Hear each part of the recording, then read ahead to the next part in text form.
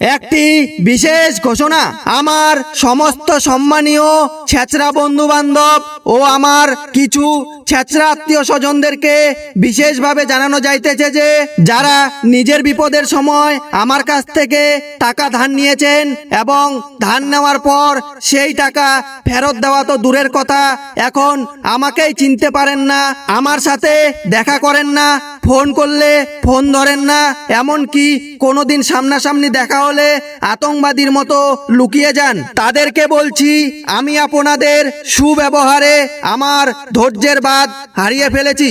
তাই আজকে বাধ্য হয়ে আপনাদের এলাকায় এসে মাইকিং করে গেলাম যে আগামী মাসের 9 তারিখ আপনাদের জন্য একটি হালখাতার ব্যবস্থা করা হয়েছে। উক্ত হালখাতায় উপস্থিত হয়ে আপনাদের বকেয়া ঋণ পরিশোধ করে যাইবেন।